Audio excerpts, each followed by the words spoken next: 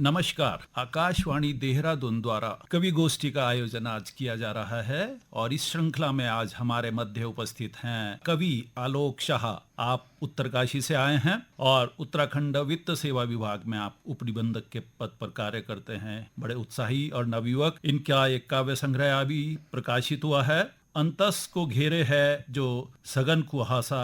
श्री आलोक शाह जी, आपका आकाशवाणी की तरफ से स्वागत करते हैं हमारे धन्यवाद बीच सर। में। और एक कवित्री कंचन प्रभा गौतम जो हरिद्वार से उपस्थित हुई हैं। आप पूर्व शिक्षिका हैं दिल्ली पब्लिक स्कूल हरिद्वार में। आपकी रचनाएं मुख्यतः वेदांत और अध्यात्म पर आधारित होती हैं। इसके अलावा आप चेतना मासिक पत्रिका जो हरिद्वार से प्रकाशित होती है उसमें आप सह संपादिका के पद पर कार्यरत हैं। हमारे बीच में आई हैं बीना नौडियाल खंडूरी जी, और आप भी पूर्व अध्यापिका हैं देहरादून में।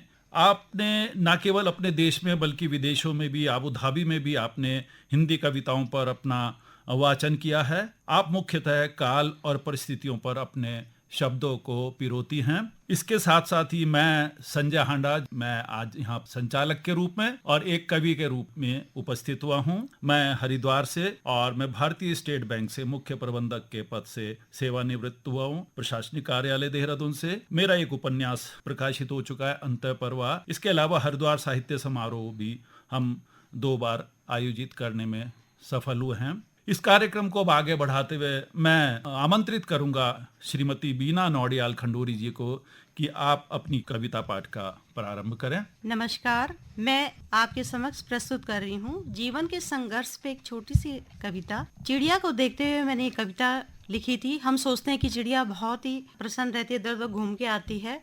उसी को देखते हुए मैंने ये कविता रची है कि एक दिन पूछा चिड़िया से कि तुम कैसे खुश रहती हो। एक दिन पूछा चिड़िया से कि तुम कैसे खुश रहती हो, दूर सैर कर आती हो, मजे से जीवन जीती हो। बोली चिड़िया बड़ा कष्ट है जीवन में।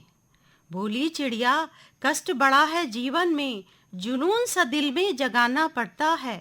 एक घोंसला बनाने को तिनका तिनका उठाना पड़ता है। एक घोंसला बनाने को तिनका तिनका उठाना पड़ता है। बहुत संघर्ष है जीवन में, फिर भी तो निभाना पड़ता है।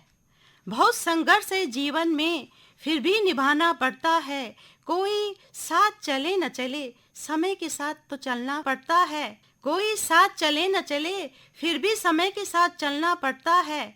सुख दुख है जीवन के पहलू, सुख दुख है जीवन के पहलू, हर पहलू में रहना सीख। जीवन है संघर्ष भले ही, तू हर मुश्किल में जीना सीख। जीवन है संघर्ष भले ही, तू हर मुश्किल में जीना सीख। क्योंकि मंजिल मिल जाए यूं ही, डगर इतनी आसान नहीं। मंजिल मिल जाए यूं ही, डगर इतनी आसान नहीं। बस पंख फैलाने भर से मिलती ऊंची उड़ान नहीं। बस पंख फैलाने भर से मिलती ऊंची उड़ान नहीं। नमस्कार। बहुत खूबसूरत आपकी चिड़िया की एक मनोव्यथा और उसकी मेहनत पे जो आपने ये लिखी है, बहुत सुंदर आपका काव्य पाठ रहा। मैं अब आग्रह कर रहा हूँ कवि आलोक शाह जी को कि आप अपना काव्य वाचन करें। धन्यवाद सर। मैं जो कविता पढ़ रहा हूँ सर, इसका शीर्षक है अनुभूति। पहाड़ों में रहते हुए मैंने जाना है, प्रकृति के निकट होना कविता के निकट होने जैसा है। देखते हुए इस असीम सुंदरता को निर्निमेष सोचता हूँ, सृष्टा ने जो बीज बोए थे कविता के, वे पनपे हैं बुग्याल, झील और झरने बनकर। धन्यवाद सर। क्या बात है। आपको तो लगता है कि पंत जी के समकक्ष एक स्थान दिया जाना चाहिए। बहुत सुंदर। जिस तरह से वो प्रकृति के कवि रहे, उसी तरह से आपकी रचनाओं में भी उनका थोड़ा सा पुट मिलता है। मैं आग्रह कर रहा हूँ अब हमारी आध्यात्मिक कवित्री कंचन प्रभा गौतम जी से कि कृपया आप अपना वाचन करें। धन्यवाद सर आमंत्रण के लिए। और जैसा कि मैं वेदांत की लेखिका हूँ, तो मैं खुद को उस तत्व से कैसे जोड़ती हूँ, तो अपनी पंक्तियाँ वहीं से शुरू करती हूँ। मैं फूल सी खिल जाती हूँ तुझे देखकर। मैं फूल सी खिल जाती हूँ तुझे देखकर, अगर जो मुरझाई तो तुझे ही देखकर। सिवा तेरे किसी और की सत्ता स्वीकार नहीं। सिवा तेरे किसी और की सत्ता स्वीकार नहीं। मुझ पर किसी और का अधिकार नहीं। आँखों की प्यास कुछ तो बोलती है मुझे। आँखों की प्यास कुछ तो बोलती है मुझे। मिलने की आस तुझ में घोलती है मुझे। नाजुक से कोई तार नाजुक से कोई तार तुझ से जुड़ रहे हैं, नाजुक से कोई तार तुझ से जुड़ रहे हैं, सहज ही ये कदम तेरी ओर मुड़ रहे हैं। धन्यवाद। और इसी के साथ मैं अगले कवि को आहूत कर रही हूँ, संजय हांडा जी। धन्यवाद कंचन जी। मेरी कविता मुख्यतः वर्तमान संदर्भ में ही है, जो जिस तरह से कि कहीं जगह पर नफरतें फैली हुई हैं, जो इश्क की दास्ताएं लिख सकते थे वो आज नफरतें फैला रहे हैं, उसी के संदर्भ में। अजीब रस्मों रिवाज का है अपना जहां, अजीब रस्मों रिवाज का है अपना जहां, जुर्म का भी पाकशाही से करता है बयां। क्यों कभी ये दिल पत्थर सा हो जाता है, क्यों कभी ये दिल पत्थर सा हो जाता है, रहती है जिसमें नाजुक शीशे सी एक जान। क्यों कभी ये दिल पत्थर सा हो जाता है, रहती है जिसमें नाजुक शीशे सी एक जान। छुप छुप के जिसे देखती रहती है निगाहें, छुप छुप के जिसे देखती रहती है निगाहें, क्यों डूबती आंखों में उसके मिलते हैं निशान। और दो लाइनें कि खामोशियों की सिलवटों को खोल कर सुनो, खामोशियों की सिलवटों को खोल कर सुनो, लफ्जों में कहाँ होती हैं पूरी कहानियां। खामोशियों की सिलवटों को खोल कर सुनो, लफ्जों में कहाँ होती हैं पूरी कहानियां। कहने को साथ हैं, कहने को साथ हैं ये दरख्त पहाड़ मगर, क्यों जमी ही सहती है यहाँ बोझे आसमां। कहने को साथ है ये दरख्त पहाड़ मगर, क्यों जमी ही सहती है यहाँ बोझे आसमां। क्यों हाथ वो हैं नफरत के पत्थर लिए हुए, क्यों हाथ वो हैं नफरत के पत्थर लिए हुए, जो बुतों में लिखा करते थे इश्क दास्तां। क्यों हाथ वो हैं नफरतों के पत्थर लिए हुए, जो बुतों में लिखा करते थे इश्क दास्तां। कहाँ है वो खोया मुकम्मल आसमां, कहाँ है वो खोया मुकम्मल आसमां। खिलता था जिस पे रोज चांद होकर जवां, खिलता था जिस पे रोज चांद होकर जवां। धन्यवाद। और मैं संजय हांडा फिर से आग्रह करूंगा हमारी कवित्री वीना नौडियाल जी को कि आप अपनी अगली रचना भी हमारे आगे प्रस्तुत करें। नमस्कार। मेरी दूसरी कविता वो भी मैंने एक श्रमिका को देखते हुए लिखी है, जो एक माँ है, औरत है और एक श्रमिका भी है। उसको देखते हुए, मद्देनजर रखते हुए मैंने एक अपनी कविता उस पर ही लिखी है, और वो सारी श्रमिका और सारी माँ को जाएगी वो कविता।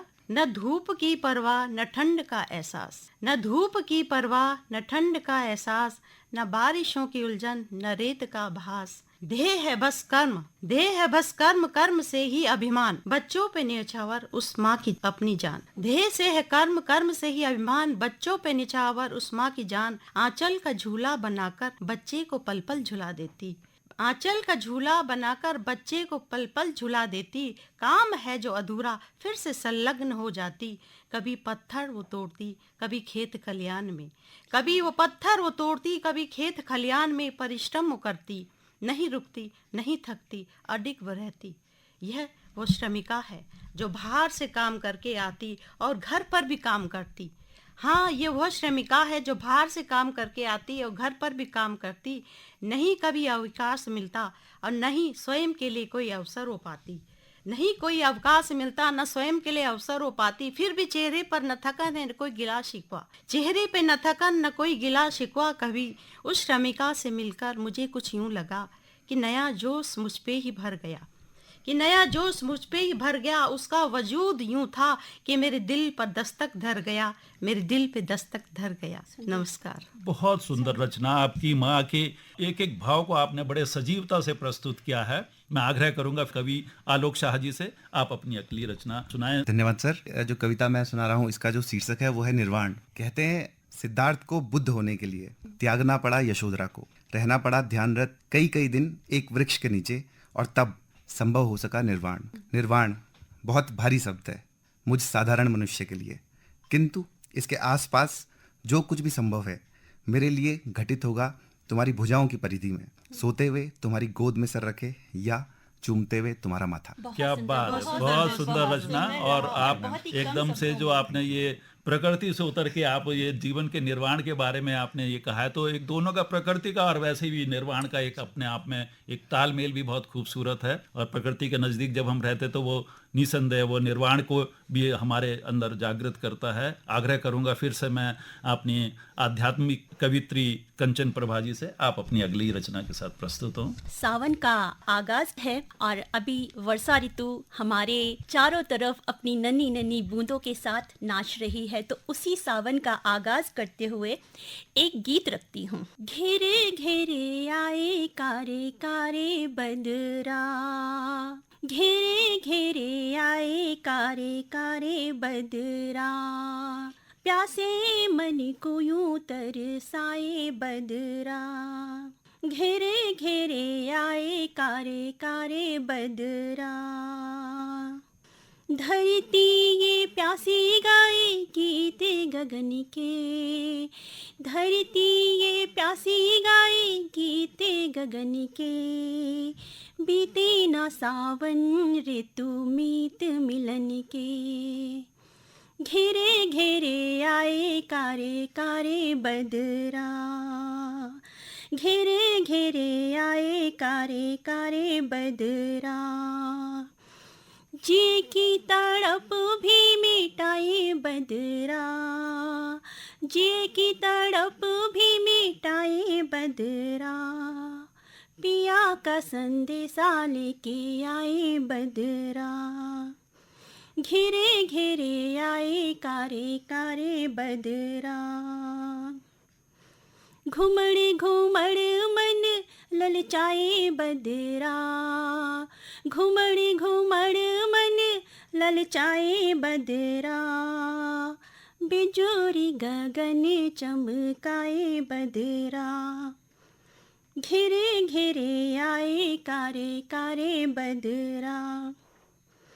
मोरी अखियों से धुल जाए कजरा, मोरी अखियों से धुल जाए कजरा, जुड़े का भी मोरे खुल जाए गजरा, घेरे घेरे आए कारे कारे बदरा, रुन झुन पायल पग मोरे, रुन झुन पायल पग मोरे, पिया मिलन सीना दूजा मग मोरे, घेरे घेरे आए कारे कारे बदरा, प्यासे मनी को यूं तरसाए बदरा, घेरे घेरे आए कारे कारे बदरा, घेरे घेरे आए कारे कारे बदरा। अपने गीत के साथ ही मैं अगले कवि को आमंत्रित करती हूँ, संजय हांडा जी। धन्यवाद कंचन जी। आपने श्रावण के आने से पूर्व ही जो आपकी कविता है उससे लगता है कि श्रावण आ ही चुका है, सावन बरसना शुरू हो गया है, माहौल बदल दिया है। फिर से मैं एक अपनी रचना के साथ प्रस्तुत होता हूँ। दवा का असर भी दर्द को बढ़ाता है, शाम होते ही एक दरवाज़ा खुल जाता है, शाम होते ही एक दरवाज़ा खुल जाता है, न जाने दिल में कौन कौन उतर आता है, शाम होते ही एक दरवाज़ा खुल जाता है, न जाने दिल में कौन कौन उतर आता है, गुजर जाता है वक्त कैसा भी हो मगर, गुजर जाता है वक्त कैसा भी हो मगर, गुजरे वक्त का ख्याल बहुत सताता है, गुजर जाता है वक्त कैसा भी हो मगर, गुजरे वक्त का ख्याल बहुत सताता है, मेरी महसूस कमी, मेरी महसूस कमी बस मेरी कमजोरी है, मेरी महसूस कमी बस मेरी कमजोरी है, न जाने किस बात पर वो इतराता है, मेरी महसूस कमी बस मेरी कमजोरी है,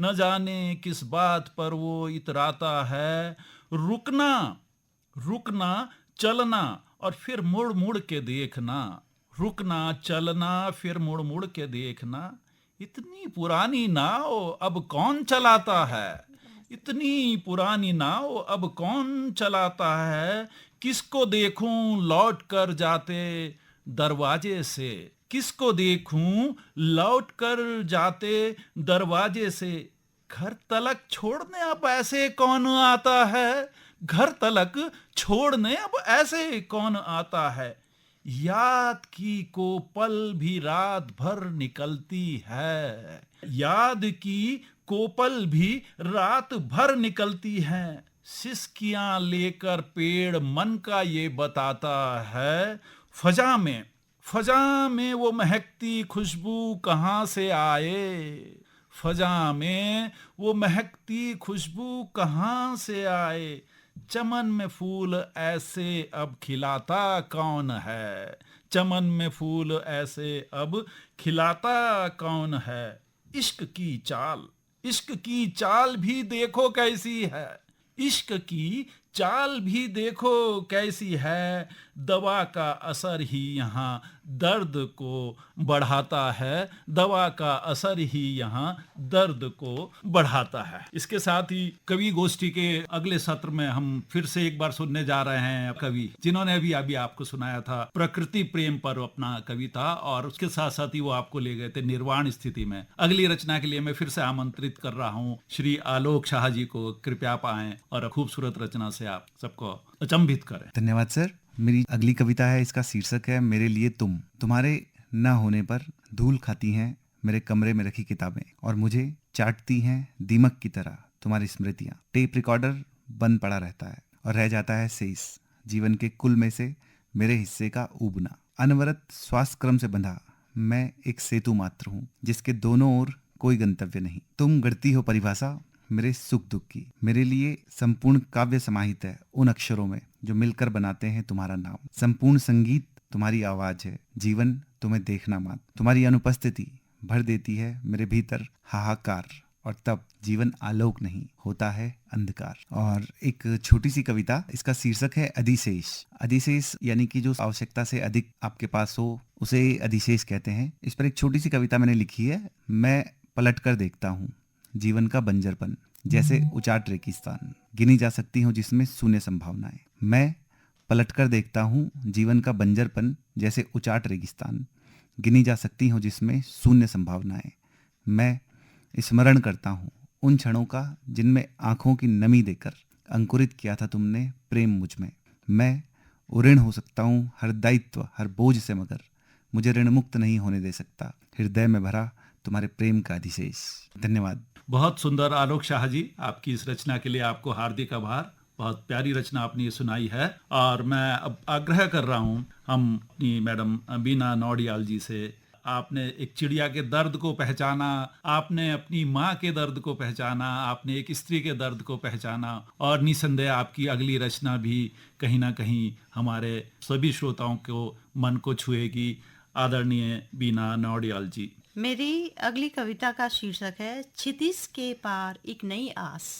मन तू बन जा माझी, मेरे मन तू बन जा माझी, ले चल मुझे एक पार क्षितिज के उस पार।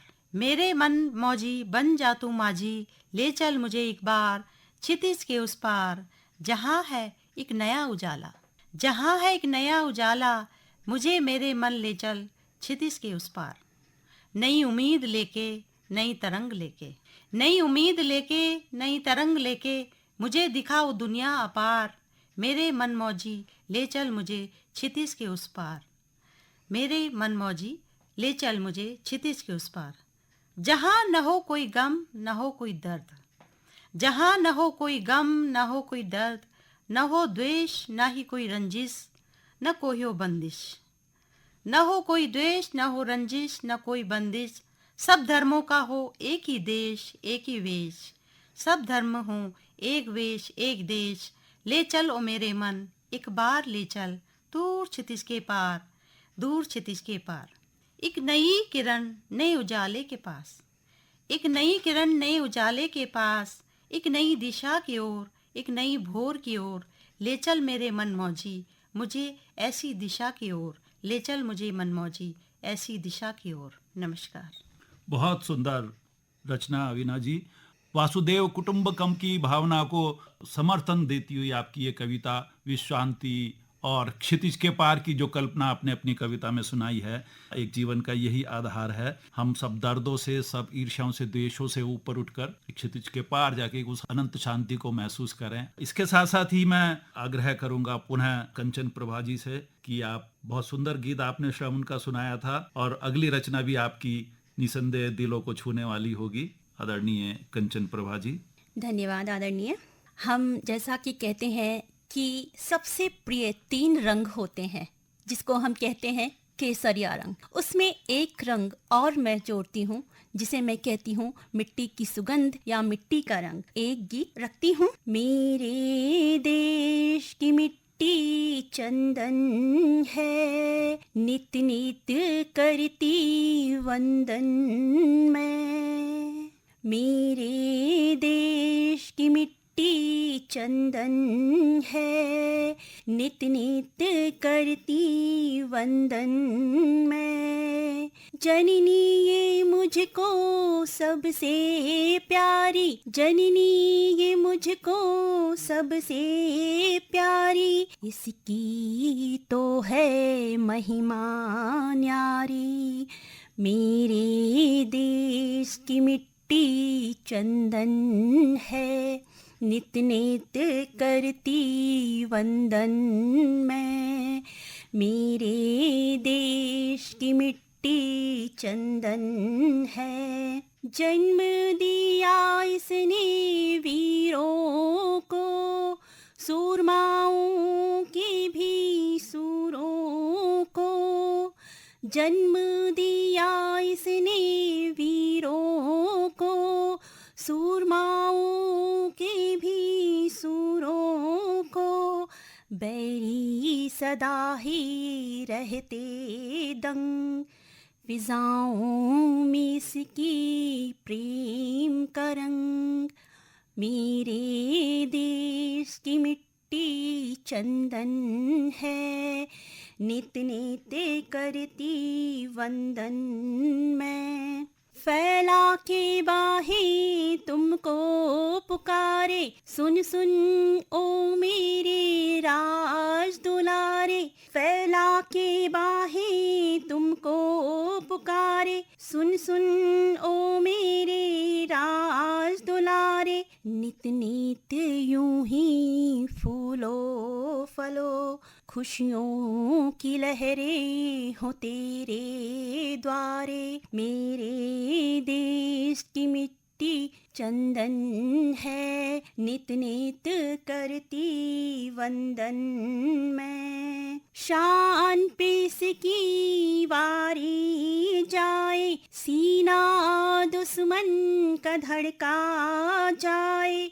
वतन की मिट्टी सोहे माथे, इसका मान और शान बढ़ाए। शान पे इसकी वारी जाए, सीना दुश्मन का धड़का जाए। वतन की मिट्टी सोहे माथे, इसका मान और शान बढ़ाए। मेरे देश की मिट्टी चंदन है, नित नित करती वंदन मैं। मेरे देश की मिट्टी चंदन है, नित नित करती वंदन मैं। नित नित करती वंदन मैं। और अपनी पंक्तियों की समाप्ति के साथ मैं अगले कवि को आहूत करती हूँ, संजय हांडा जी। धन्यवाद कंचन। मेरे देश की मिट्टी चंदन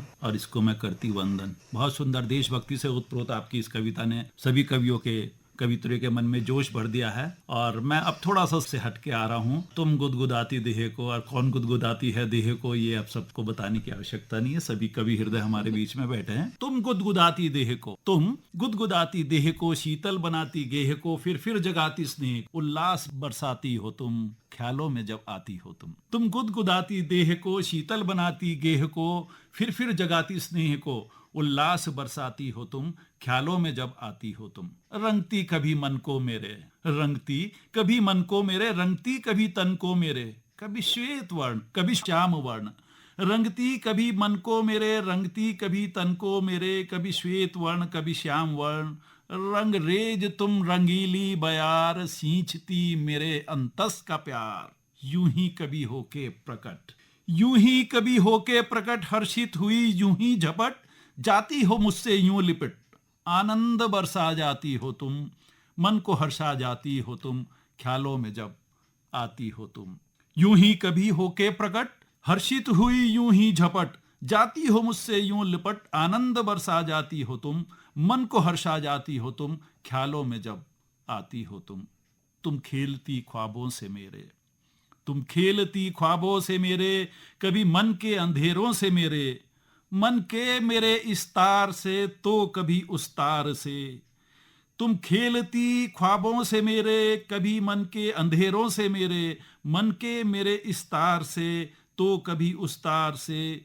झूम के आती हो तुम, मदमस्त कर जाती हो तुम, ख्यालों में जब आती हो तुम। और आज की इस सुंदर कवि गोष्ठी का समापन किया जा रहा है। उपस्थित हुए सभी कवि और कवियत्रियों का हार्दिक धन्यवाद आकाशवाणी की ओर से, और हम सभी कवि और कवियत्रियों की ओर से आकाशवाणी का हार्दिक धन्यवाद। धन्यवाद।